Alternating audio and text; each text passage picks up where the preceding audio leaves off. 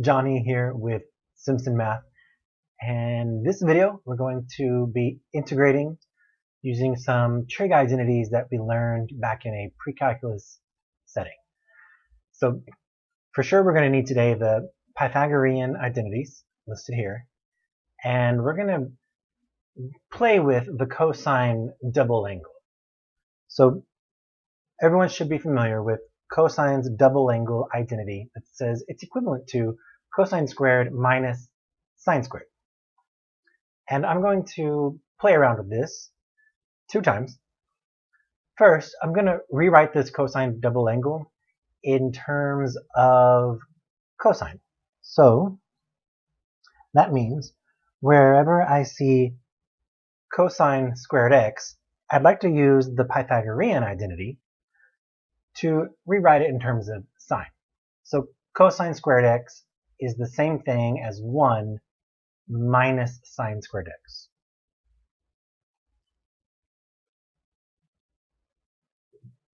And I still have minus sine squared x. I can combine my like terms to say that cosine double angle is equal to 1 minus 2 of these sine square of x. I'm going to continue to manipulate this. I would like to solve for sine squared x. So I think what I'll do is just take the negative 2 sine squared x and move it to the left of the equal sign. And I'll take the cosine double angle and I'll subtract it to the right hand side. And then I'll just multiply through by a half or divide everything by 1/2. Or divide everything by 2. I claim sine squared of x is equal to 1/2 being multiplied by 1 minus cosine's double angle. Alright, I'm going to do that again. This time I'm going to rewrite my cosine double angle in terms of cosine. That is, going back to my main Pythagorean identity, wherever I see a sine squared, I want to rewrite it in terms of cosine squared. So that would simply be that sine squared is equal to 1 minus cosine squared.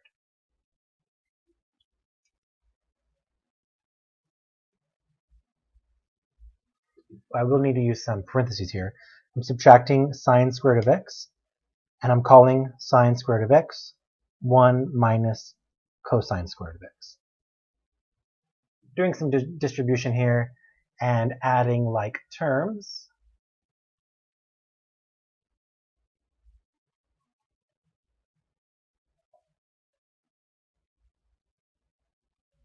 I come up with cosine double angle is equivalent to 2 of these cosine squared x's minus 1.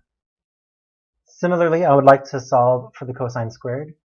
So I'll simply add 1 to the other side of the equation, and then I'm just going to flip-flop my left and right.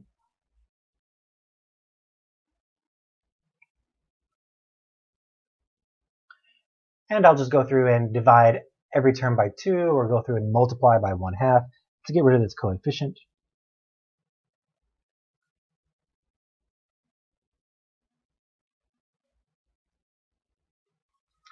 And so these are the 2 identities that I have written above me. They're just another way to write sine squared of x and cosine squared of x. We're going to be using these a lot today. It's just a great way to take a quadratic term or a higher order trig function and rewrite it with no exponents. So this is like a linear term. This is cosine double angle with no powers. So that's going to come in handy when we start to integrate trig functions with higher orders. For example, let's jump straight into the integral of sine squared x dx. Now, I encourage you to try previous methods on this problem. Try u substitution, try parts. But I claim those are going to be troublesome. So one way to handle sine squared of x when I'm trying to integrate it is to rewrite it. I'm going to rewrite it using this version or this variation of the cosine double angle identity. We just said that sine squared x can be rewritten as 1/2 times the binomial 1 minus cosine's double angle. So I'm just using a trig identity.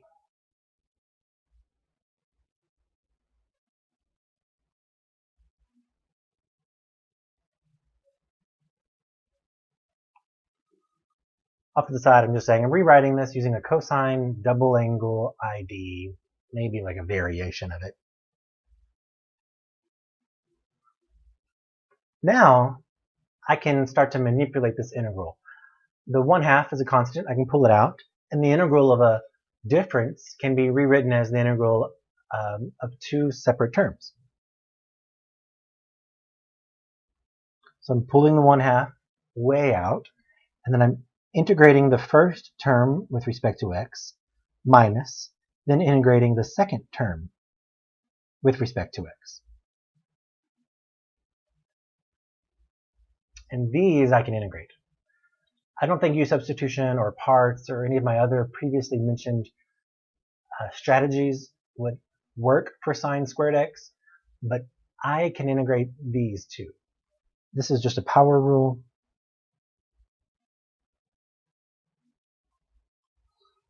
And this is, you could use substitution to help you visualize this, but we've done this before. This is still going to be a sine 2x with a 1/2 out front plus c. And we're pretty much done. Depending on the question at hand, you may want to leave it factored like this, or if you're trying to add terms, you may want to distribute the 1/2.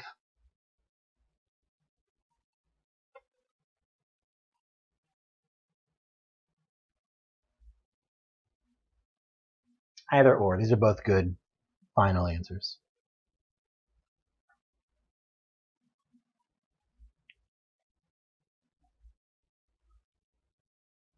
If you did not follow the cosine double angle, I can walk through that real quick. If you're integrating cosine of 2x and the 2x or the argument is messing you up, well, you can always let u be the argument 2x, and then that means du would just be 2 dx. Well, we don't have a 2 in the integrand, so we're going to have to multiply out front by a 1/2. So 1/2 du equals dx. And so then when you rewrite your x's in terms of u, you would have a 1/2 integral of cosine u du. And we know the integral of cosine is a positive sign.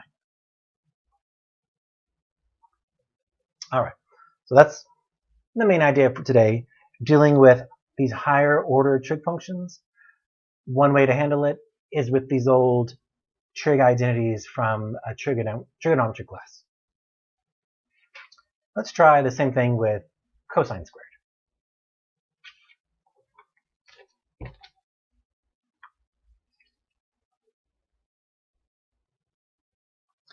I'd like to integrate cosine squared, let's make it harder, double angle with respect to x. So again, I see a square on my trig function.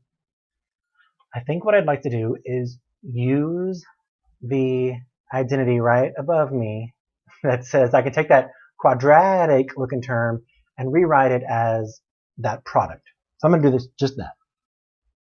This will be equal to the integral of 1/2 times 1 plus cosine double that angle.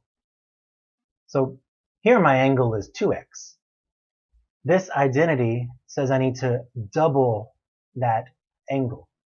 So instead of 2x, I've got 2x. I'm going to call that 4x.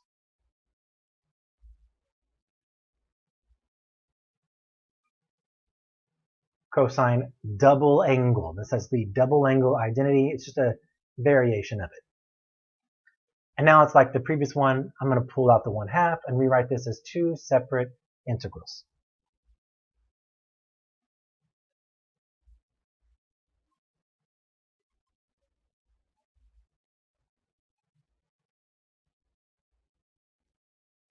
And we could use substitution, just like we did in the previous one. But I think I know this. This is going to be 1/4 sine 4x.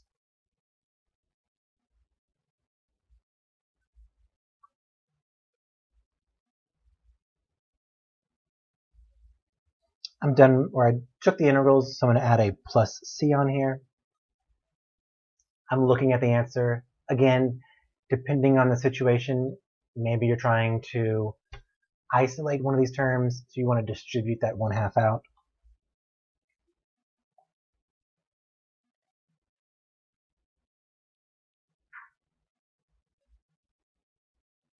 Oops, off the page.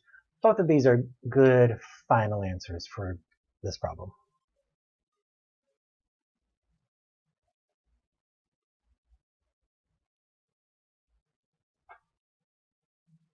All right, pretty simple. Let's up the ante though. Let's up this power. Let's go up to a 3rd degree. Let's try taking the integral of cosine cubed double angle again.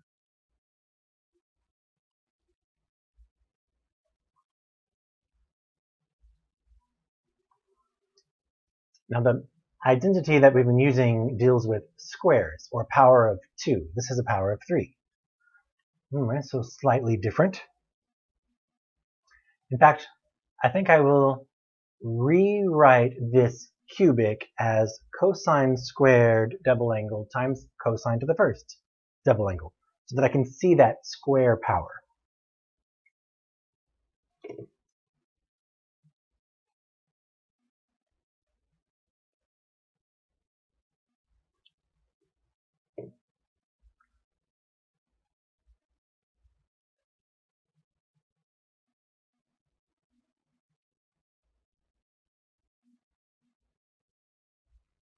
I'm just breaking it apart so I can see that cosine squared times cosine, those exponents will add together, and then I'll have the cosine cube. All right.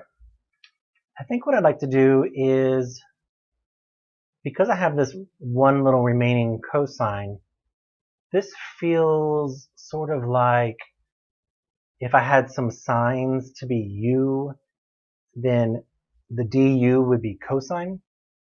So I'm going to play around with Pythag this time. If I go back to my Pythagorean identity, sine squared and cosine squared are related. Cosine squared can be rewritten as 1 minus sine squared. I'm going to use that identity. I'm going to rewrite my cosine squared in terms of sine.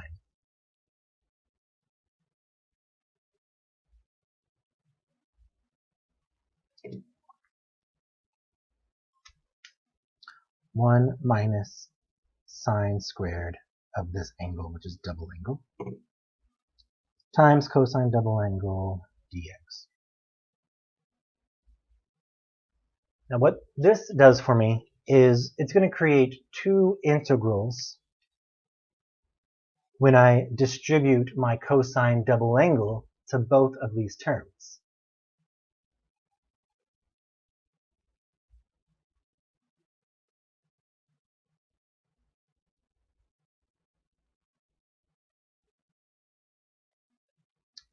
And I think I can integrate both of these. Cosine double angle is, we've done this already today, it's the 1/2 sine 2x. And then this, because I have sine and cosine, this is prime for u substitution. For this one on the right, I'm going to let u equal sine of 2x.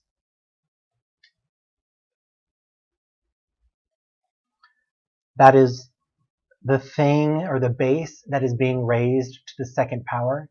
That's a common strategy in u substitution. Let u be the base. then du would be 1/2 cosine 2x. Or actually, I'm thinking integrals. That would just be a 2 out there, wouldn't it? The derivative of u is cosine 2x with a chain 2. There we go. Now notice I have the cosine 2x and the dx. To get rid of the 2 coefficient, I can simply divide both sides by that 2.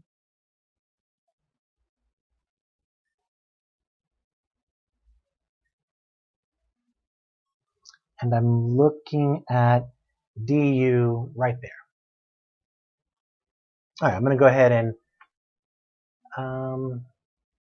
maybe I won't integrate just yet, but I'll do the u substitution.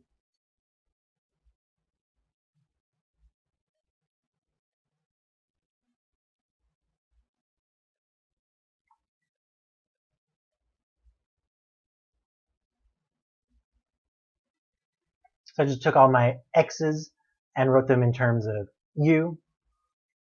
And this is a power rule. This is just a trig rule. I'm going to do the integration in this one step. So I'm going to integrate this trig. Here is my 1/2 of sine 2x. And here is my minus 1/2 u to the third power with a 1/3 out front, and my plus c.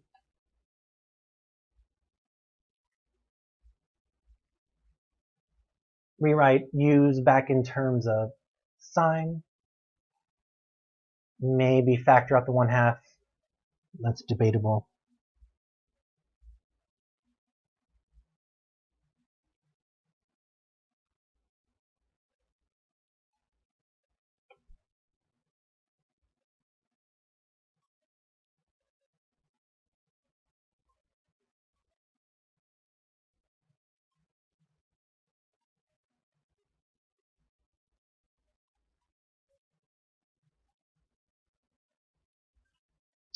Oh my gosh, I forgot my 2x in here. That is, u is supposed to be a sine 2x.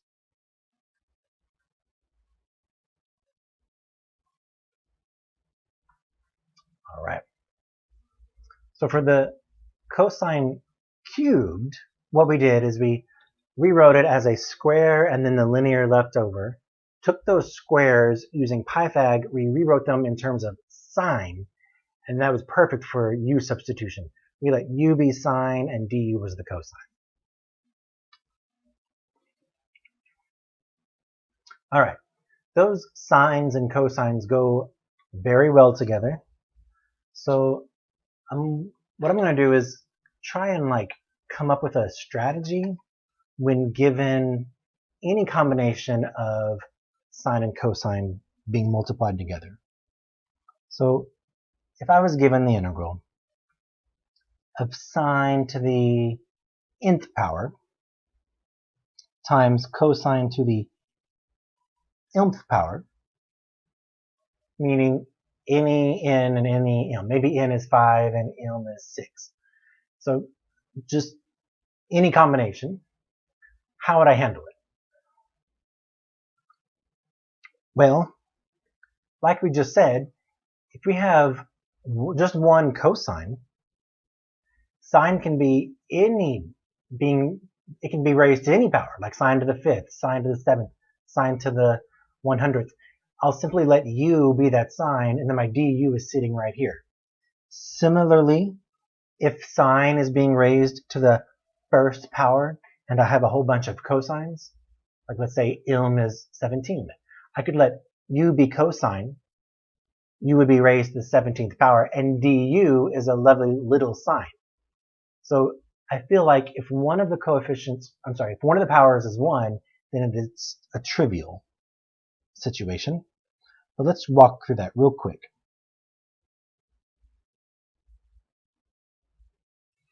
I claim if n or ilm is 1, we know how to handle this. So something like the integral of sine to, well, I'll just stick with variables. I'm so confident. Sine to the nth times cosine. So the m in this game is 1, and n can be whatever. Then I claim we just simply let u be the sine function, du is the other trig function, cosine, and so then we can just simply use u substitution.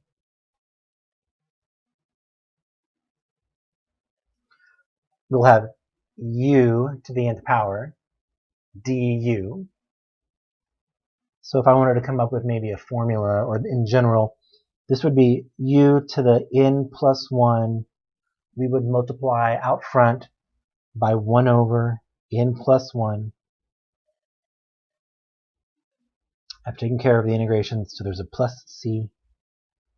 And then I'm going to rewrite in terms of u, in terms of x.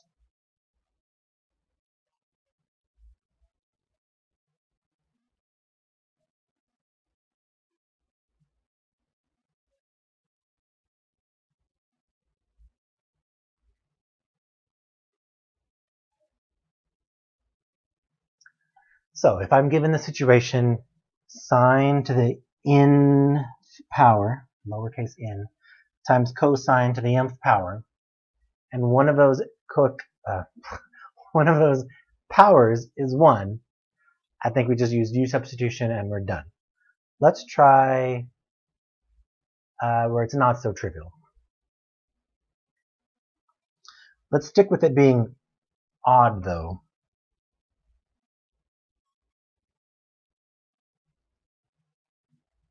So we're no longer in the trivial situation. N and m are both higher order squares or higher, and we've got an odd situation. So one of those powers is odd. For example, let's take a look at what happens if cosine is odd and sine is not.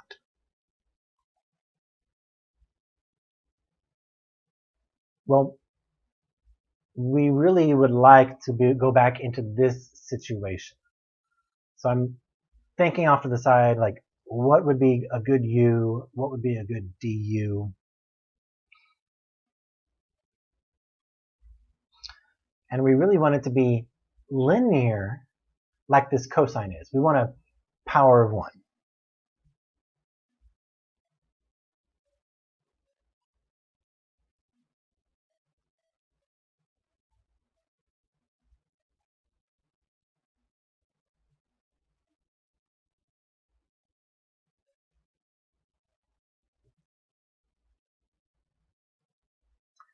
Then we kind of hinted at it in our cosine cubed situation where we rewrote that cube as squares. I think we're going to do something like that, where we can take the cosine cubed and split it apart. We can rewrite it as squares.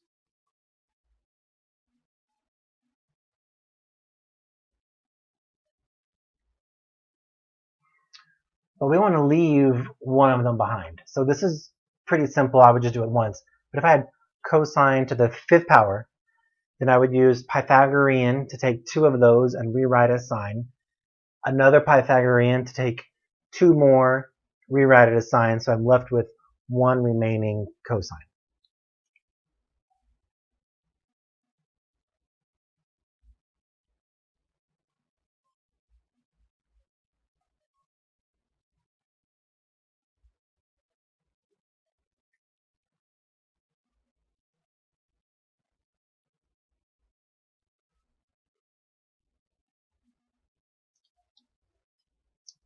Oh, it's off to the side, sorry.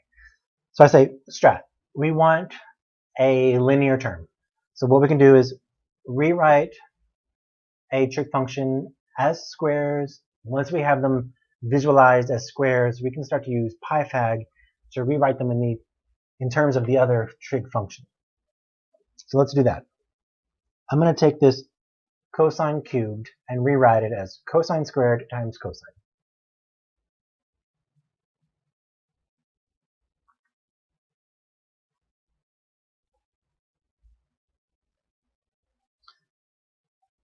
I can't leave off my dx notation. That's the variable in which we are integrating.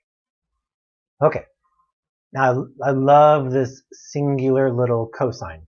So what I'm going to do is take my cosine squared and rewrite it in terms of sine.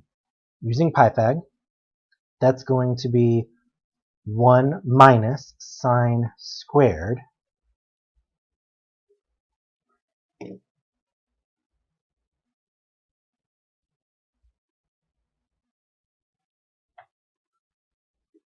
and then if I were to distribute the cosine sine squared, I would have two integrals that I think I can integrate.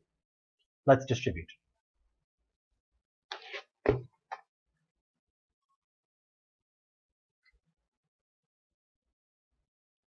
One times that is that.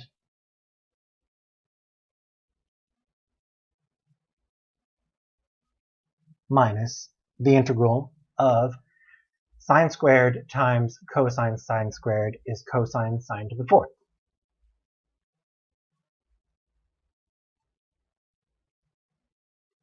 And notice this is exactly what we were wanting. We're wanting a linear term that we can let our du be, and then the trig function that's being raised to a higher order, we can just let be u. So in both of these integrations, u is sine and du is cosine. And in fact, didn't we come up with a formula for this? I'm not big on formulas, but you could just follow this. We have it right here. Sine to the n times cosine. Just follow this formula, or just do it. This will be 1/3 sine cubed minus, and this is going to be 1/5 sine to the fifth plus c. Perfect. So if you're given the situation where you're integrating a product of cosine and sine, and one of them is odd, what you'd like to do is just take that odd power and keep reducing it until you just have one power left over. I called those trivial. Okay, that works because I could leave one left over. What happens if they're both even? Then if they're both even, like 4 and 6, as I start to chip away at those powers, I'm not left over with just one. So let's try the situation in which they're both even. So this is the third scenario, and m and n are both even.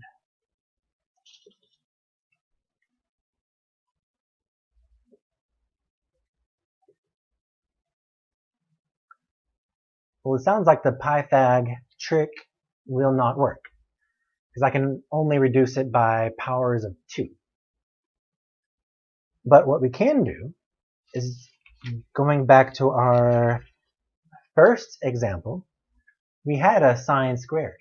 And the way we handled it is we used that cosine double angle. I think that's going to be the trick here. If you have even powers, you're going to use these cosine double angle variation identities to rewrite them as differences of smaller powers.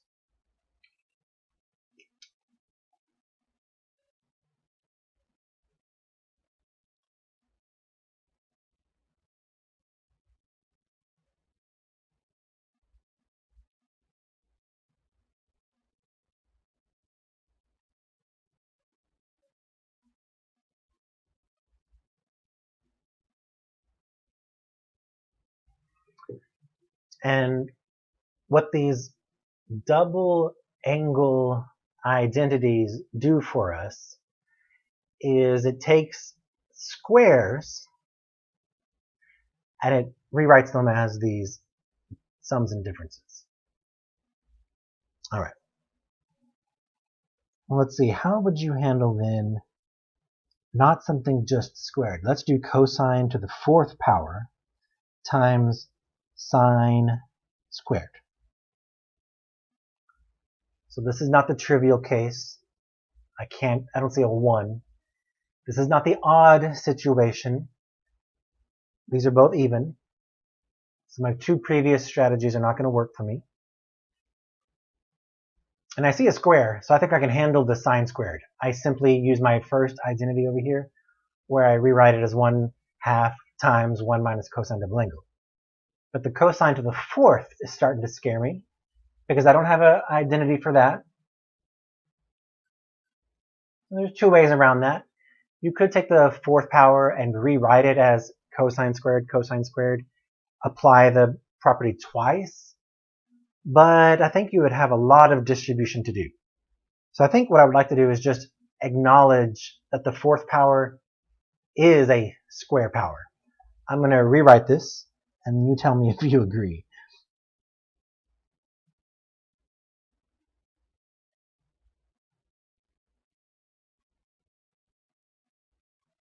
If you take cosine squared and square it, don't you get the 4th power? So I claim I can use this cosine squared identity. In fact, here we go.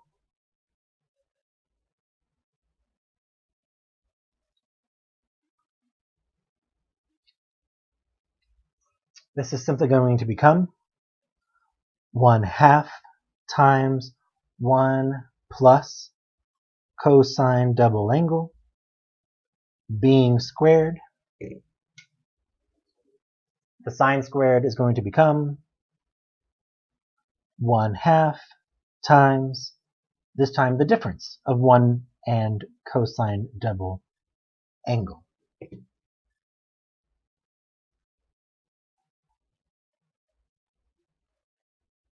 Yeah. Okay. The 1/2, the orange 1/2 can come completely out. The red 1/2 is disguised as a 1/4. So 1/2 squared is 1/4. So I have a coefficient of 1/4 and a coefficient of 1/2. I'm going to pull that 1/8 completely out of the integration process.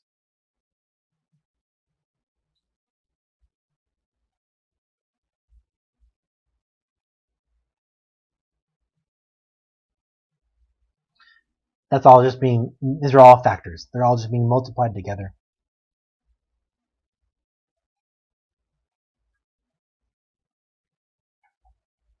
Now, before I do some distribution, I'm going to FOIL out this first binomial or expand it out.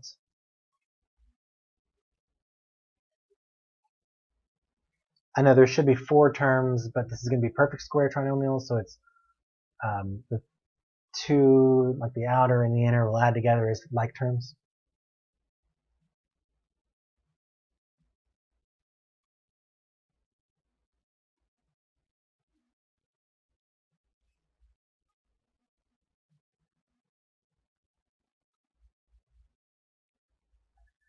Now I've got a lot of distribution to do. I'll go ahead and multiply these ones.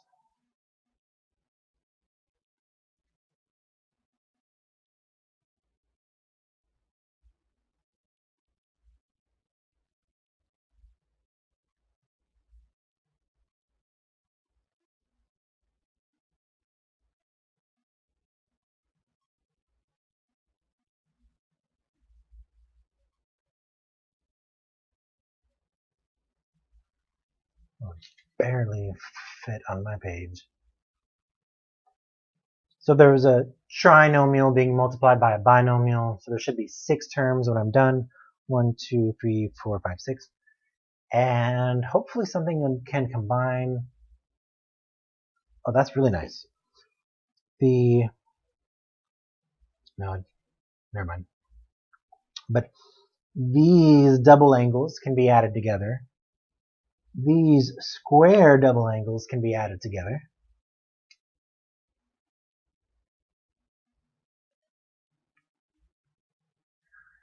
Negative blah plus 2 blah, I'm going to have one of those. Let's see, here I've got negative 2 blah and 1 blah, so I've got negative 1 of those.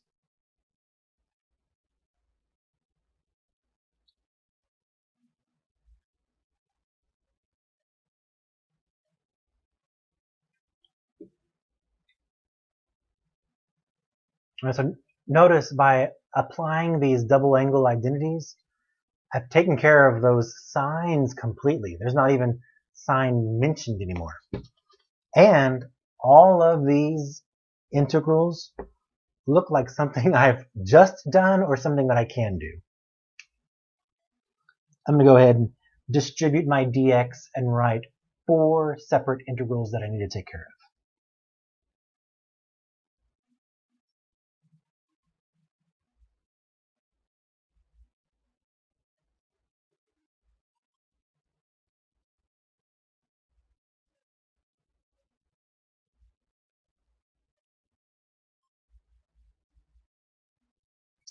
And that 1/8 is still just being like way out there. I'm going to save it to the very last step.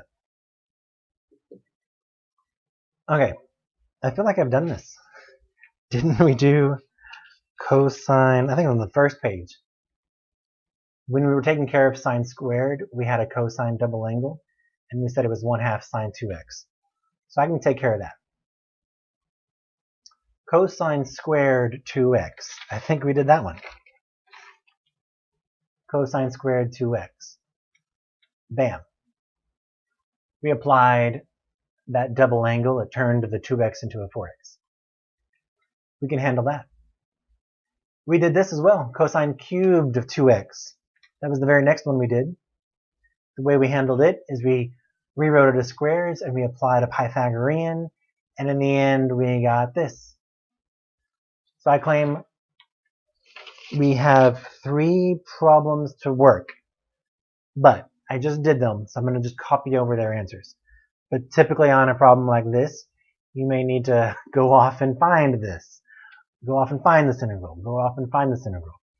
That way you can substitute them into this step.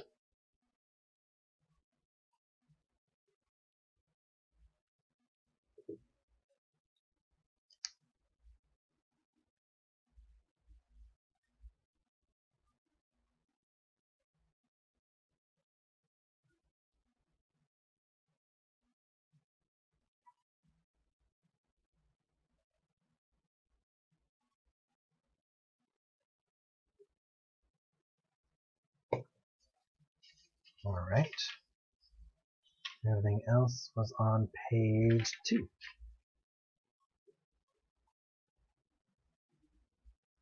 Ooh, now the cosine squared 2x, in the end it was this binomial.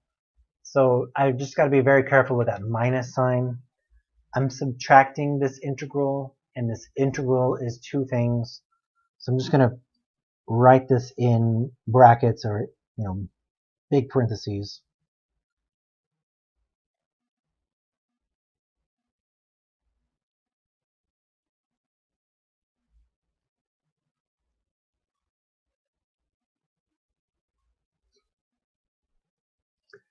Similarly with the cosine cubed 2x, that became a binomial. So I need to subtract both of those terms. For now, I'm going to write them inside parentheses.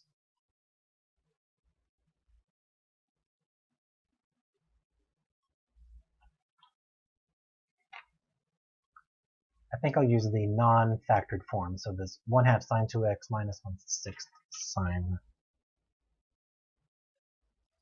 cubed 2x. And then there's this plus c that I barely have room for.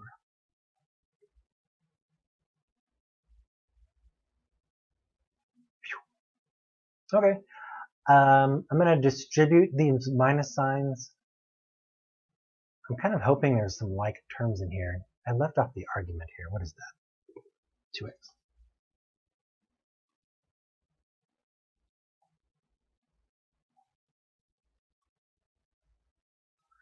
Yeah, there is some like terms. So yeah, I'm going to distribute these minus signs.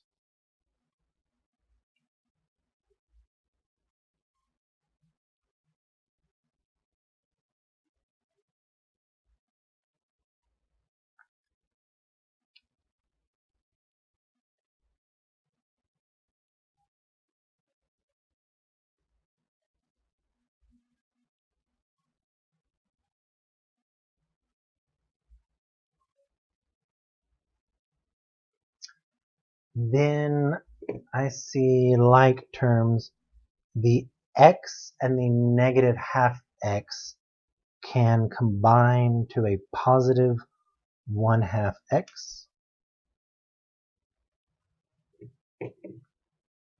The 1/2 sine double angle and the negative 1/2 sine double angle will cancel each other out to 0.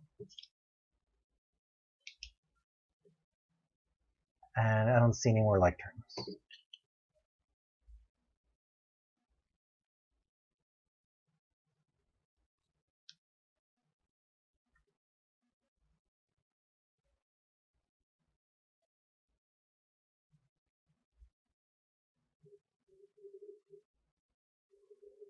Oh my goodness.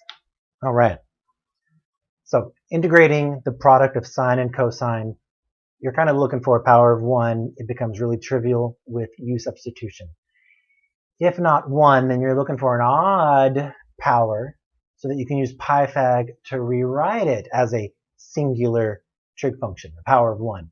So then it becomes U substitution. Or if they're both even, like in this situation, you can just use these double angle variations to get rid of the powers and write them as cosine double angles. And then you've got maybe a lot of distribution to do, but these integrals are doable. There may be several of them, but you can do them. Okay, there's a lot of situations like this when integrating the trig functions. There's another combination that goes really well together, and that is tangent and secant, because the derivative of tangent is secant squared, and the derivative of secant is a secant tangent. So those derivatives and integrals go very well together. So we're going to do the same thing. We're going to come up with a strategy when dealing with a product of tangent being raised to some power and secant being raised to some power.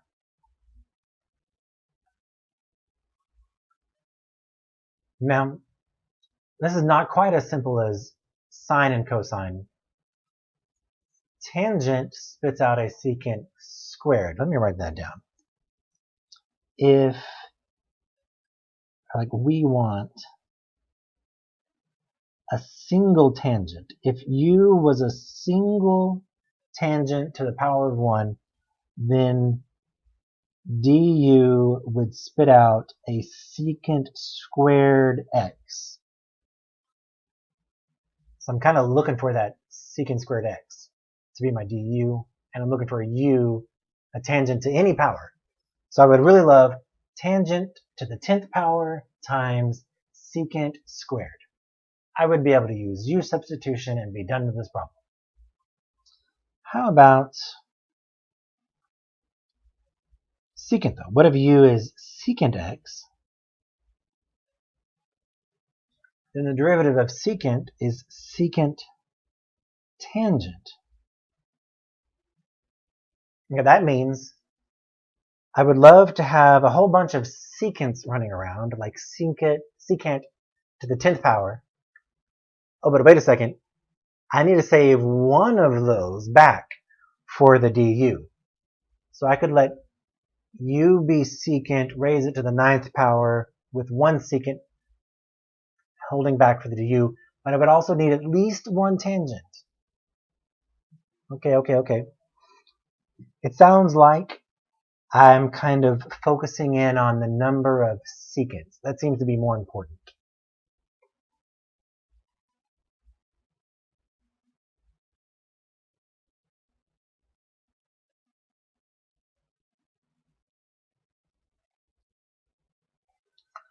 I can use the Pythagorean identities to rewrite tangent as secant and secant as tangent, if need be.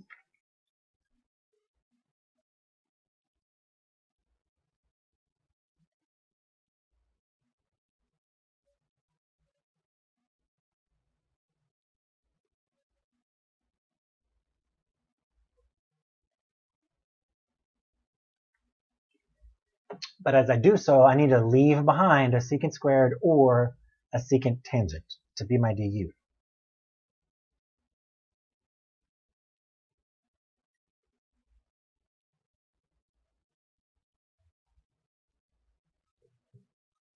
All right, I'm not sure where to begin, but let's do an odd. Let's do secant has an odd power.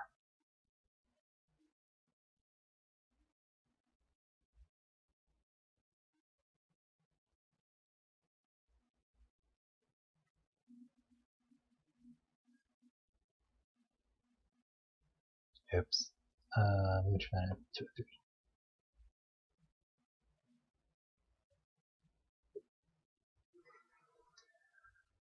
All right.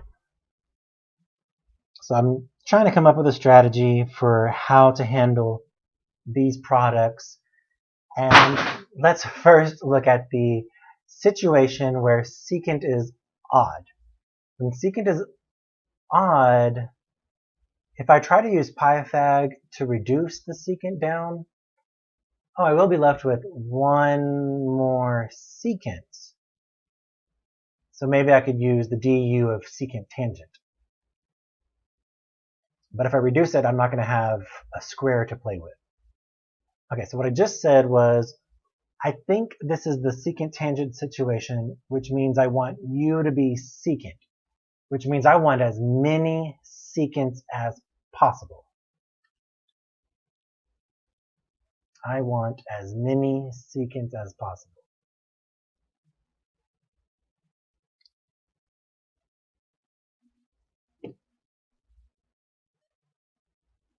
So because of odd secant, we want u to be secant, making du secant x tan x. So I'm going to start to take apart this tangent. And as I do so, I just need to make sure to leave a single tangent alone.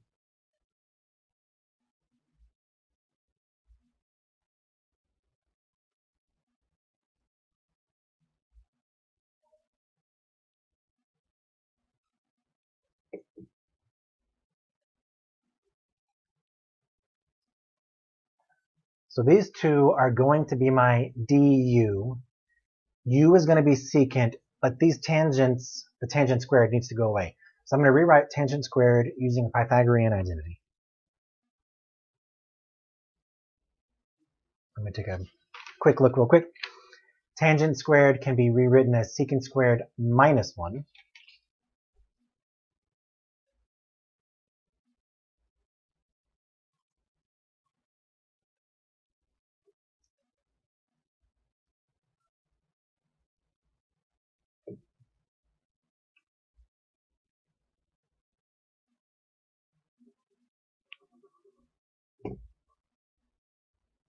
I have not been writing my dx. I'm in trouble.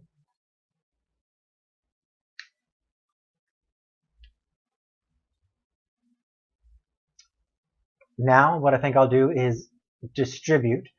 This may look scary, but I'm going to take this secant squared secant tangent and distribute it into these parentheses. So I will have a secant to the 4th minus oh no, that's not right. Secant to the fourth, secant x tangent x minus secant squared x secant x tan x.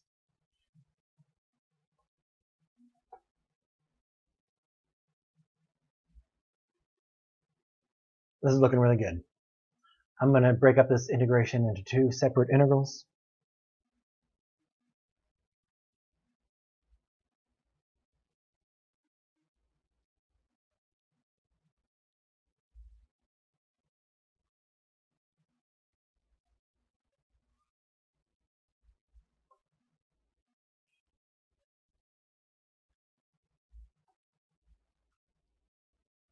And now I think U substitution is going to save the day.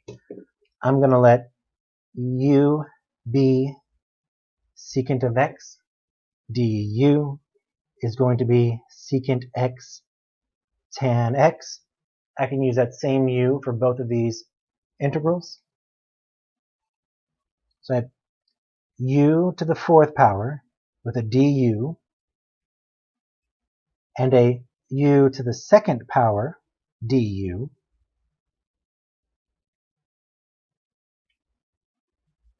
Power rule. 1/5 change back into U land. Secant to the fifth minus 1/3 secant to the third plus C.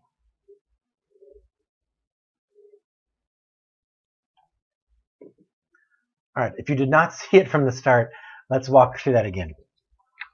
I was looking at the product of tangent and secant, and I was trying to come up with like what to do, a strategy, a purpose here.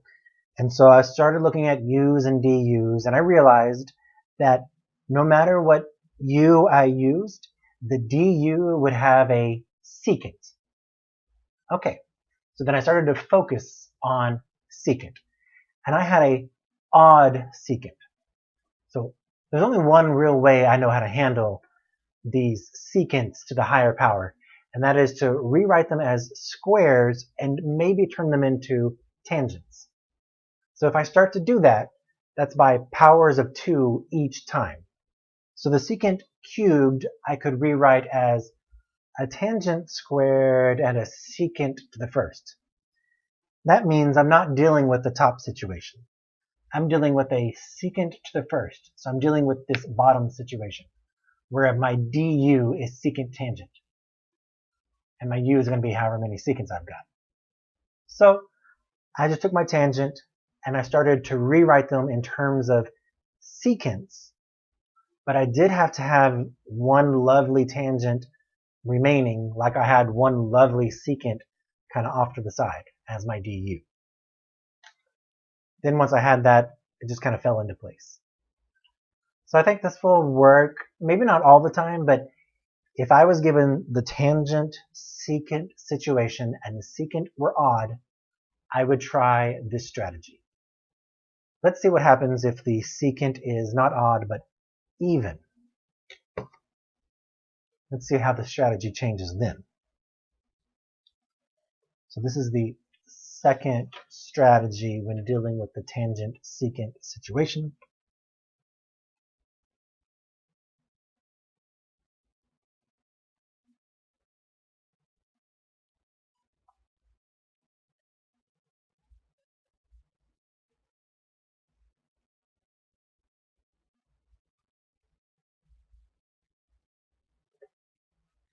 This time we have an even secant, so we're in that situation where we want u to be tangent of x, so that du is this secant square of x, an even power.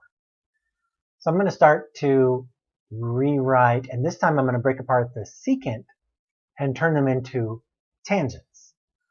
But when I do that, I don't want to go overboard. I still need secant squared trailing behind. So I'm just going to convert 2 of these 4.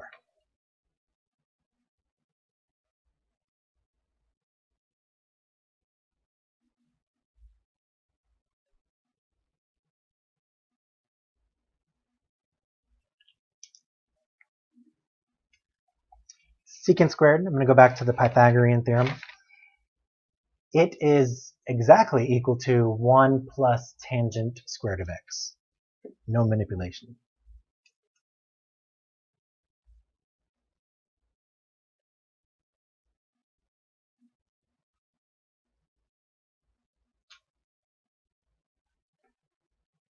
I will distribute. Now this multiplication may confuse you at first, but I'm taking the tangent squared and distributing into the binomial, and I'm taking the secant squared and distributing into the binomial.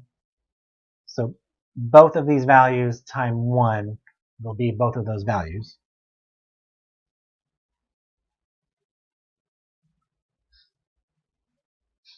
Plus both of these values times tangent squared, well, that's going to become tangent to the 4th secant squared.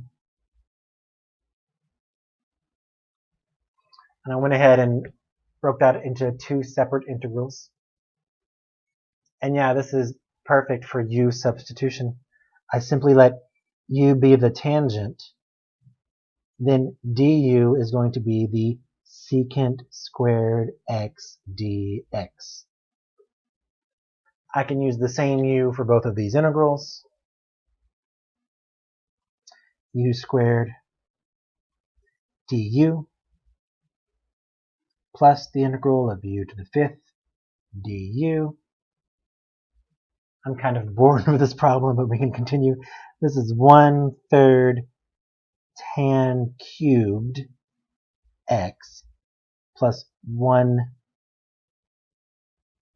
sloppy handwriting. That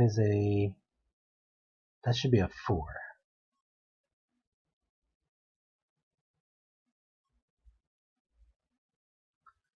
Gotta be neat. All right, this is going to be u to the 4th that I'm integrating, so it's going to go up to u to the 5th.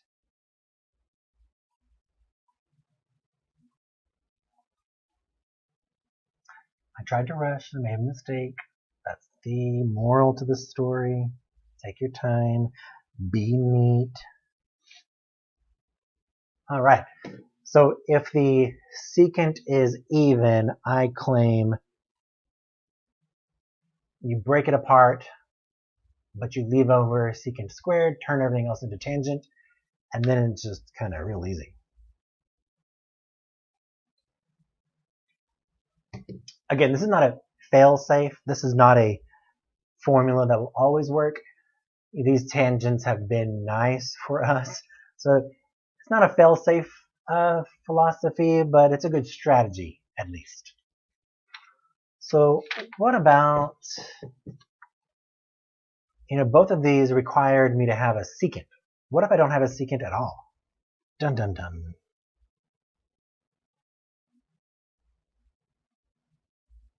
I'm going to call this trivial because it turns out to be easy.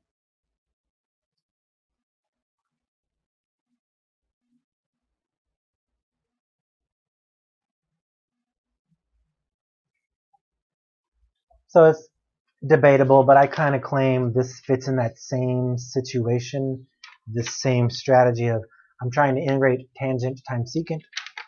I don't have the secant, but it's that same idea. I'm trying to integrate tangent, and I know its derivative and its integral should be related to secant somehow, maybe. But I don't have a secant, so I can't use u substitution. Oh, but yeah. This is just, when it's written alone like this, I can rewrite it in terms of sine and cosine. So I'm using the old quotient identity to rewrite this tangent as sine of x over cosine of x. Okay, this is prime for u substitution. Strategy for u substitution, let it be the base. The derivative of cosine is a negative sign. So I will need to kick over the negative, or at least deal with that.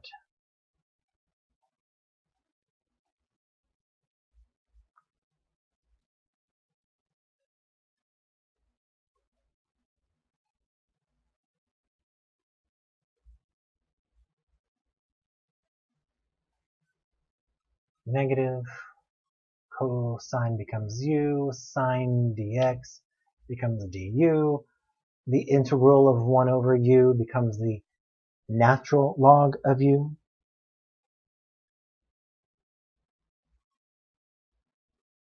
And then just rewrite it back in terms of x.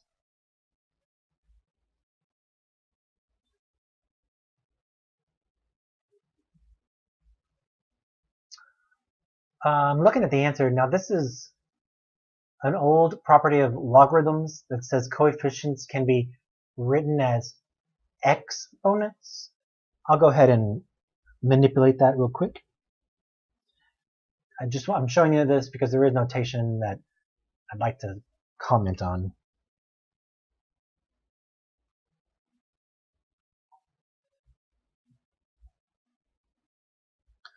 So there's a power rule for logarithms that says the coefficient can be rewritten as a power, and vice versa. The power of the argument can be rewritten as a coefficient. Now this notation is a little confusing, but it is a power of -1, or this is being raised to a negative first power. This is not that inverse notation.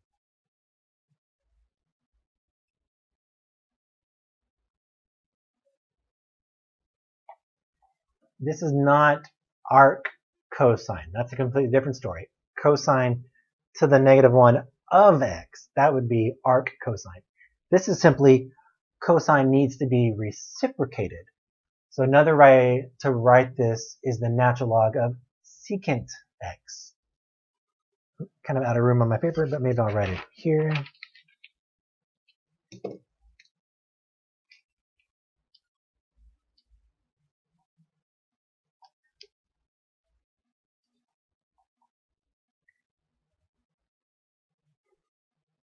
So either is a good final step, but I did want to show you that notation. Reminds you of that old log rule. Okay, that was too easy. That was too trivial. If I raise up the power of tangent, then I may not be able to use that sine cosine trick any longer. Let's try something like tangent to the 4th power.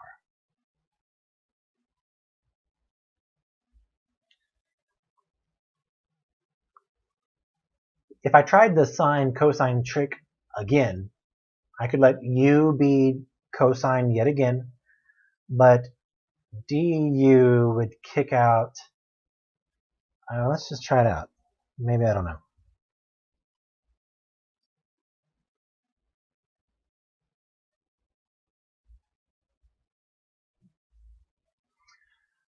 In my brain, I know, like, I feel like it doesn't work, but I don't know for sure. Let's see.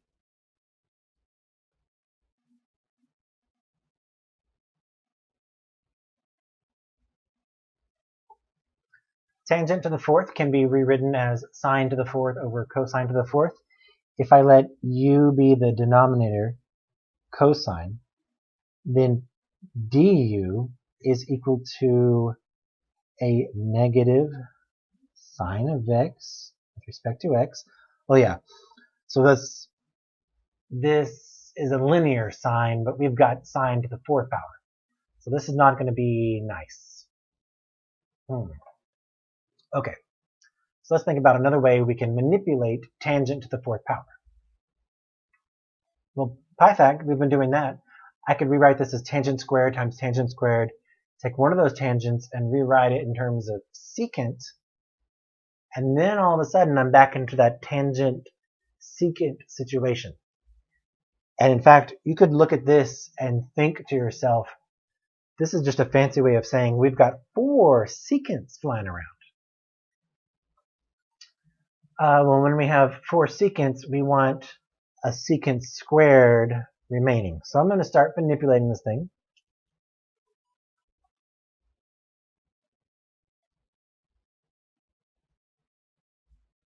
And I'm going to rewrite at least one of them in terms of secant. Tangent can be rewritten as the secant squared minus the 1.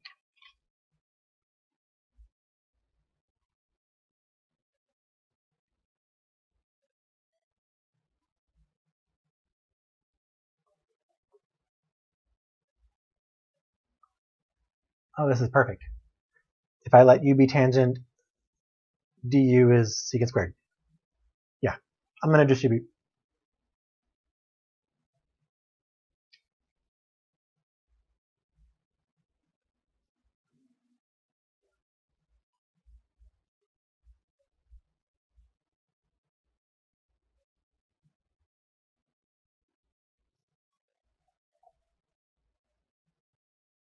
Oh, that was perfect. I don't know about this. This is just u substitution. We've kind of done this before. I'm going to save to do the integration with one step. So now I'm concerned with what's going on over here. I can't do the quotient ID because of the same situation. My du would be linear instead of quadratic.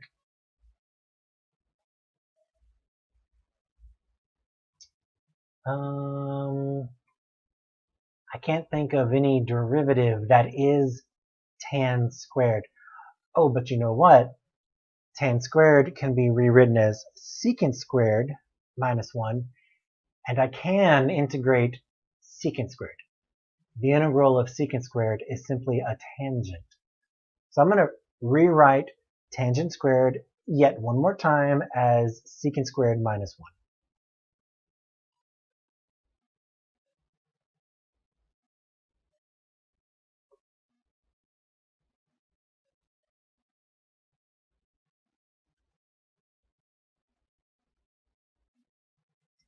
I'm going to bust that up into two separate integrals. Sometimes I do that step in at once, sometimes I split it up, I don't know.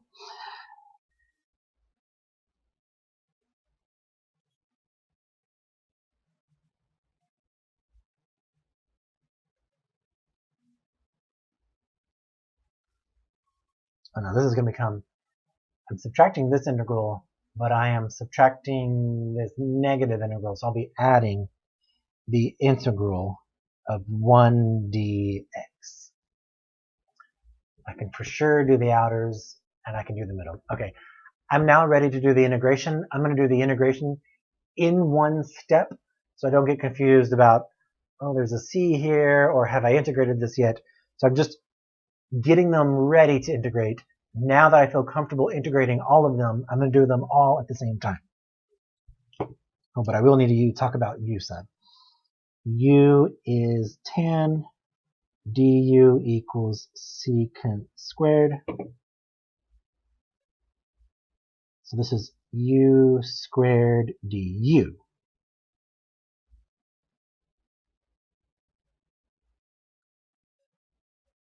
Now I'm ready. This is going to be 1/3 u to the third minus tangent plus x. Turn u back into tangent. 1/3 tangent cubed minus a regular tangent plus an x plus a c.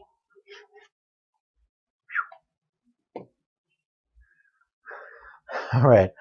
So if I'm just given a whole bunch of tangents, I think maybe the trick is to introduce secants because tangent and secant work so well together. And I can integrate some secants. All right.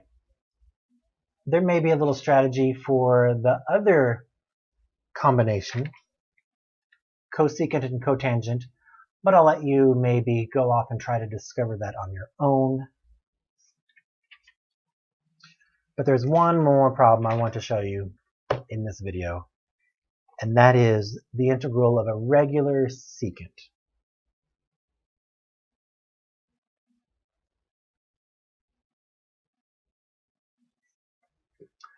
This is a pretty famous integral because it is pretty hard to integrate.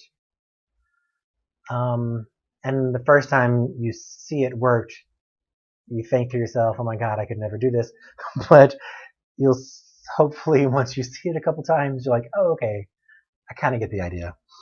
So for secant, we mentioned I need my du to be a secant squared or a secant tangent. So I don't have another secant to play with. and I don't have a tangent function to play with. So the secret to this is to put some more stuff in here. There's not enough stuff. So what we can do is we can always multiply by a fancy 1 or by a form of 1. And I'll just tell you the secret right now. The 1 in this game is going to be secant x plus tangent x. Top and bottom.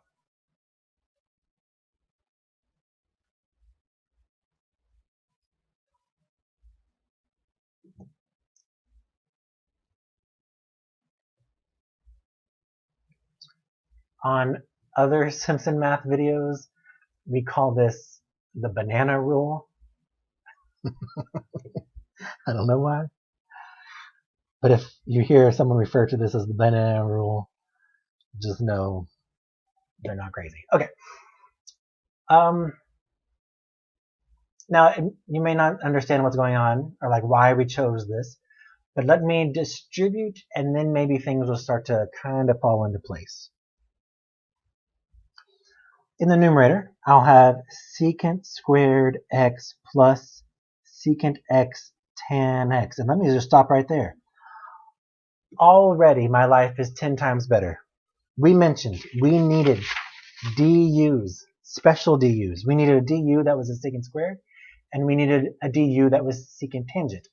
Notice my numerator is now both of those beautiful terms. I've got these DUs that I'm looking for. Down below, I just have secant x plus tangent x. So if ever you need a DU, maybe you could just shove it in there. All right.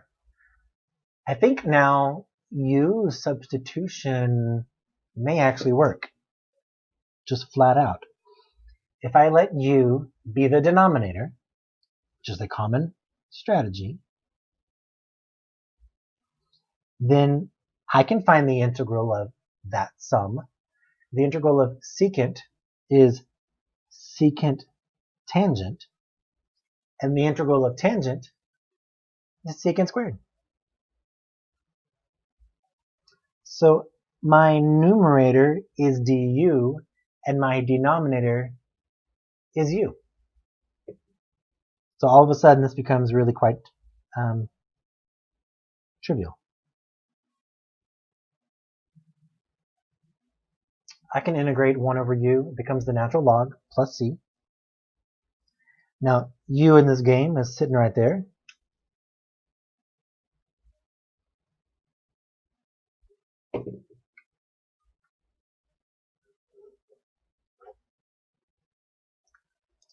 The integral of secant will pop up a lot in the next like few homework assignments or videos.